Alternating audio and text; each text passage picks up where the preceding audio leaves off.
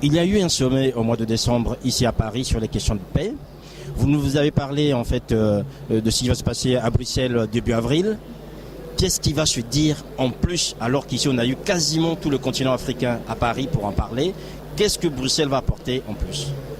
Bruxelles apporte une valeur ajoutée parce que dans le cadre parisien, nous étions dans un cadre, je dirais, de la France avec ses anciennes colonies qui aujourd'hui sont devenues des pays indépendants et partenaires. Donc, j'allais dire, le maître de cérémonie, c'était la France. Or, on s'aperçoit avec la mondialisation aujourd'hui, avec les difficultés budgétaires, économiques et financières de la France, que la France n'a plus tous les moyens, ni politiques, ni diplomatiques, même s'ils sont importants, à pouvoir exercer un partenariat stratégique avec les autres pays africains. Alors, si vous permettez, actuellement la France est volontaire en Afrique et la France se retrouve quasiment seule en Centrafrique.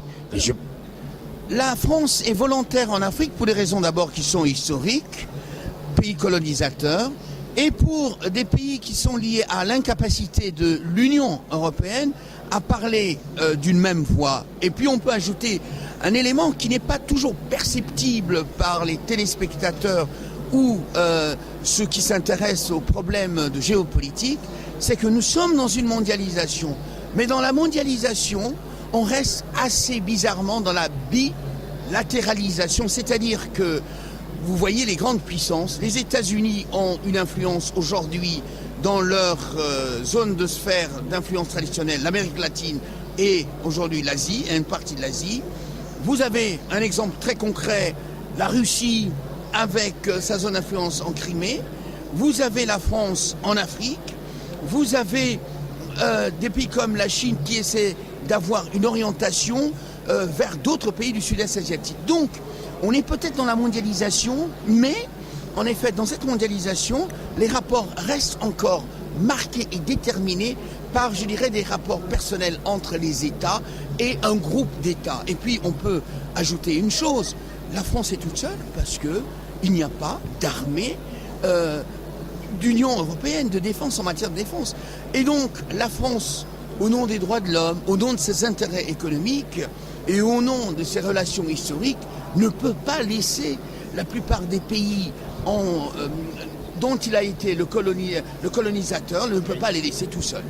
Alors, on va rester dans le cadre géopolitique, Lucien Pambou. Bruxelles va apporter quoi? On peut vous parler d'une valeur ajoutée, mais pour l'instant, elle n'est pas perspective, d'autant plus que si on reste dans la sphère francophone. Le cas de la Centrafrique aujourd'hui montre à suffisance que cela n'est pas de l'intérêt de l'Europe en soi, puisque la France y est toute seule. Oui, la France y est toute seule. Bruxelles apporte une valeur ajoutée supplémentaire, c'est qu'on est dans un partenariat stratégique qui dépasse la sphère francophone. Ça, c'est une première remarque. Il y a la deuxième remarque, c'est-à-dire qu'il s'agit, mondialisation oblige, même si tout à l'heure j'ai dit que la bilatéralisation était toujours la mondialisation, de fixer un cap qui avait été commencé à Lisbonne en 2007 sur les droits de l'homme, sur l'économie de marché, sur la démocratie, mais en fait qui, faute de moyens, n'a pas été poursuivi jusqu'au bout. Et c'est une façon de faire renaître, en fait, ce qui avait été commencé à Lisbonne en 2007. Alors, la question est la suivante.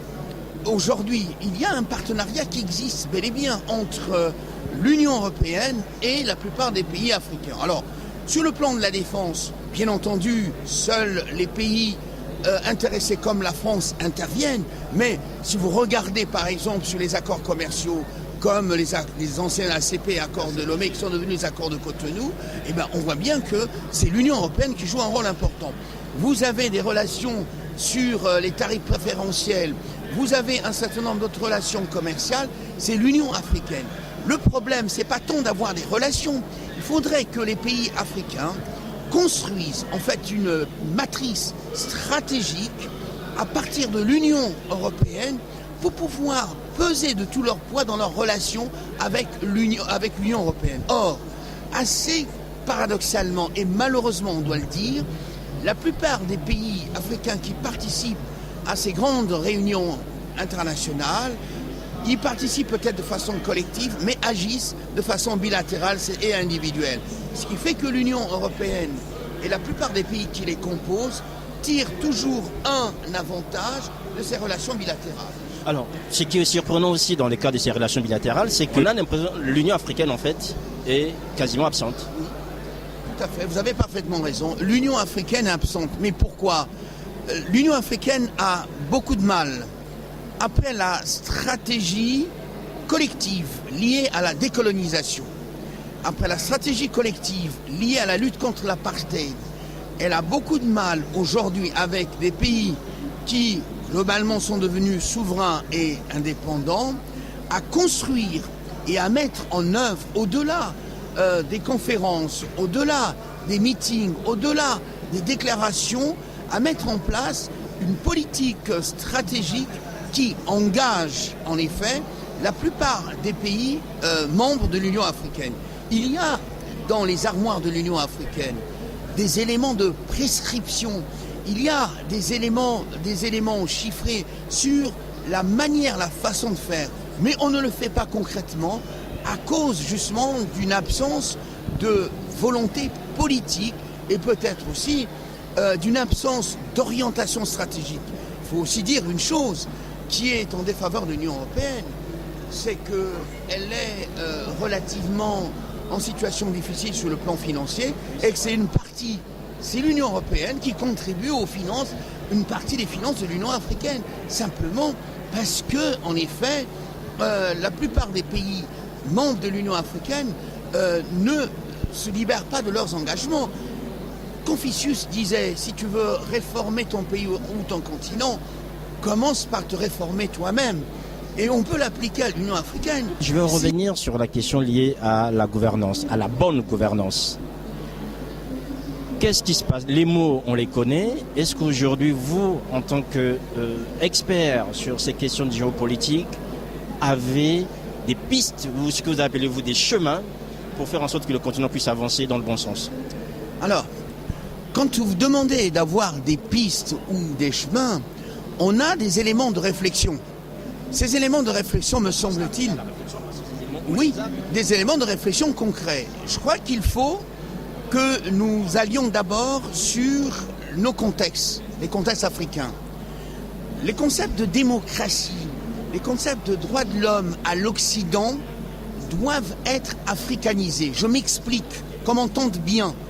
Il ne s'agit pas de dire que nous allons transformer les droits de l'homme ou la démocratie à la manière africaine, et souvent, quand on dit à la manière africaine, c'est le clientélisme, c'est la corruption, c'est le familialisme. Non. J'entends par là partir du principe qui a toujours structuré, depuis la nuit des temps, nos relations entre nous, Africains. Quand nous avions des conflits, les conflits ne se traduisaient pas forcément par des préoccupations militaires.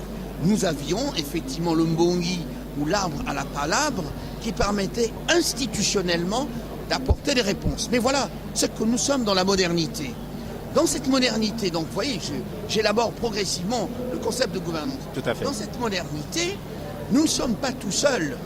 Nous avons été traversés par l'esclavage, par la colonisation et aujourd'hui par l'indépendance.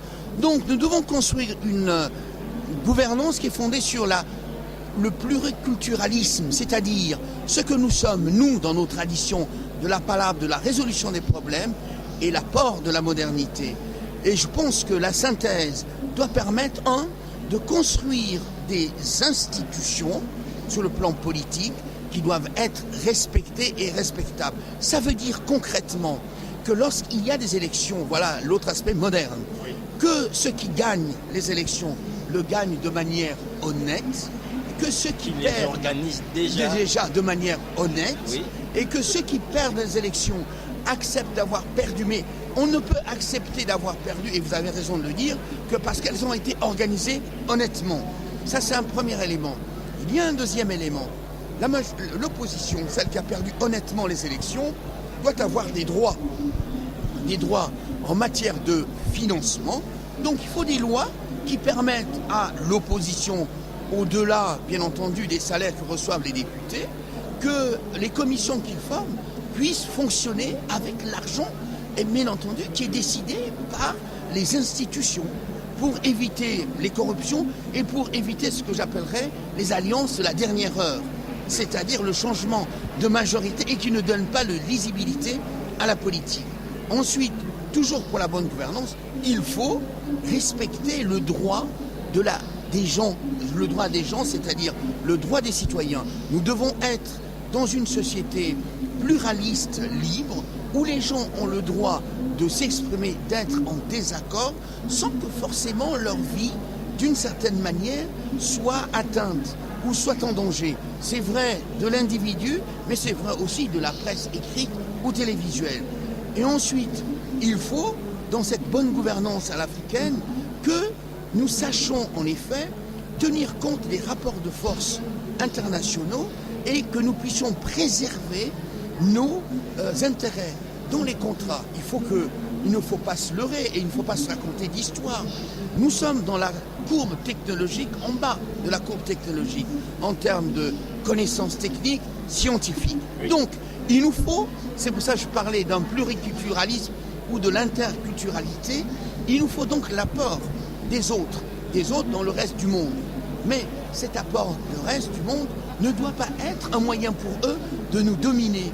Même si nous n'avons pas effectivement des structures économiques, scientifiques éprouvées en termes de marché, en termes de maîtrise de la technologie, nous devons sur le plan juridique des contrats être capables en effet de défendre les contrats pied à pied pour le bonheur des populations. Et puis, il faut aussi que la société civile devienne un partenaire à part entière. Ne se contente pas simplement de dire nous appartenons à la société civile, mais il faut qu'elle s'organise sous forme associative pour peser sur la vie politique sans être un parti politique, pour être une sorte de vigie, de sentinelle. En cela, les constitutions à bâtir, voyez, comme dans la tradition qui intégrait tout le monde, doivent reconnaître l'existence juridique, bien entendu, de ces sociétés civiles. Sinon, si on ne le fait pas avec ses obligations et ses droits, parce que sinon on ne le fait pas, on risque d'être dans ce que j'appellerais le discours inutile, l'incantation, le christicisme, la victimisation, en disant vous voyez bien on ne peut rien faire et que tout est la faute effectivement de l'autre. Non, si nous voulons réformer, il faut qu'on commence, je reviens à Confucius, par se réformer soi-même.